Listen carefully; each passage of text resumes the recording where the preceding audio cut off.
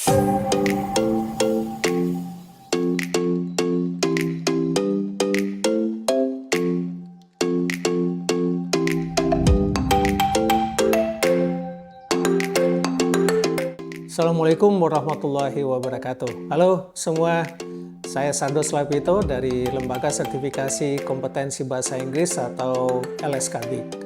Dalam video kali ini saya akan berbagi tentang bagaimana meningkatkan transparansi dan akuntabilitas uji kompetensi melalui implementasi SOP yang konsisten. Yuk kita mulai. Kita semua sepakat bahwa uji kompetensi bukan sekedar formalitas, bukan juga sekedar soal lulus atau tidak lulus, tetapi merupakan tolok ukur sejauh mana seseorang benar-benar menguasai kompetensinya. Nah, karena itu, proses uji kompetensi harus transparan, akuntabel, dan bisa dipercaya, baik oleh peserta, lembaga pelatihan, maupun masyarakat luas. Dan kuncinya ada pada satu hal yang sederhana tapi sangat penting, yaitu menjalankan SOP secara konsisten dan tidak berpihak. SOP atau Standar Operational Procedure di Lembaga Sertifikasi Kompetensi bukan sekedar tumpukan kertas. Ia merupakan peta jalan yang memastikan proses uji kompetensi berjalan terstruktur, objektif, dan adil. Misalnya, dalam SOP uji kompetensi dijelaskan bahwa proses uji kompetensi meliputi pendaftaran, persiapan, pelaksanaan ujian teori dan praktik, rekapitulasi hasil, penetapan kelulusan, hingga penerbitan sertifikat. Nah, kalau semua tahapan ini dijalankan dengan konsisten, maka tidak ada peserta yang dirugikan. Semua penguji punya acuan yang sama, dan setiap keputusan bisa dipertanggungjawabkan. Nah, inilah fondasi utama transparansi dan akuntabilitas kita di Lembaga Sertifikasi Kompetensi. Sekarang, mari kita lihat bagaimana transparansi itu diterapkan dalam setiap uji kompetensi. Pertama, pada tahap pendaftaran. Semua peserta wajib menyerahkan identitas resmi dan melengkapi formulir pendaftaran. Tempat uji kompetensi atau TUK melaporkan data peserta ke Lembaga Sertifikasi Kompetensi dan juga ke Dinas Pendidikan setempat. Artinya, tidak ada peserta siluman dan data semuanya tercatat jelas. Kedua, pada tahap pelaksanaan. Soal ujian disegel dan baru dibuka di depan peserta, disaksikan oleh pengawas. Langkah ini menjaga agar tidak ada kebocoran soal. Ketiga, pada tahap penilaian. Penguji tidak boleh membantu peserta mengerjakan soal, dan semua nilai dicatat di format baku penilaian Lembaga Sertifikasi Kompetensi. Setelah selesai, hasilnya dituangkan dalam berita acara penilaian yang ditandatangani oleh penguji dan pengawas. Dengan langkah-langkah seperti ini, peserta bisa melihat bahwa proses uji berjalan terbuka, jujur, dan profesional.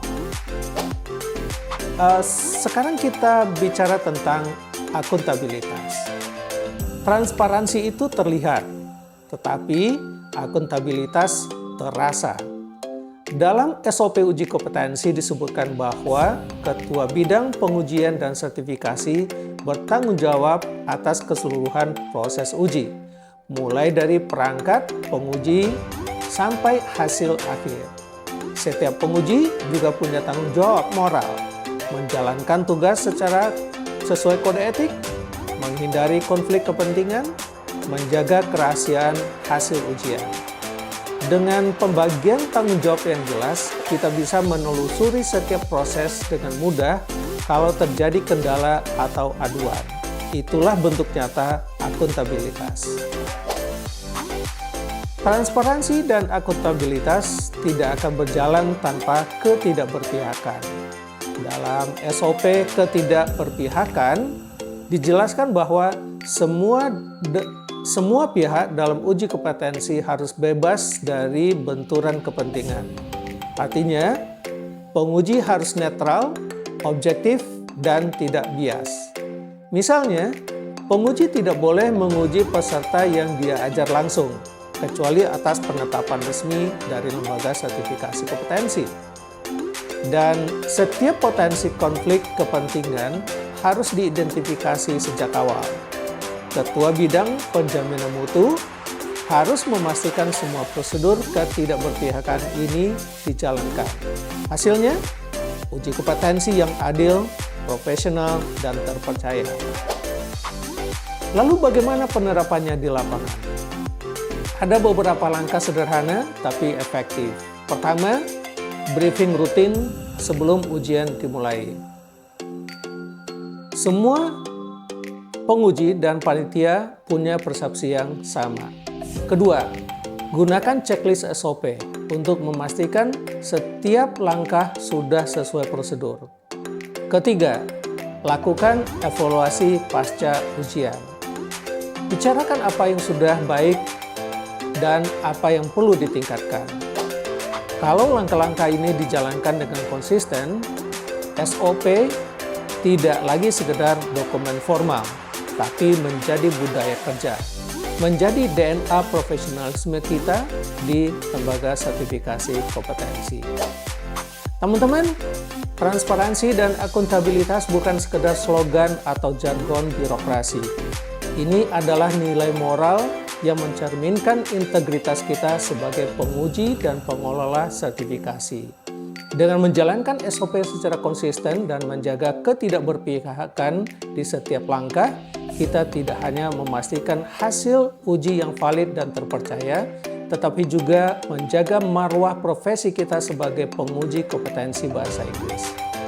Mari kita jadikan SOP bukan beban tetapi pedoman, bukan sekedar kewajiban, tapi kebiasaan baik yang menunjukkan integritas lembaga sertifikasi di mata publik.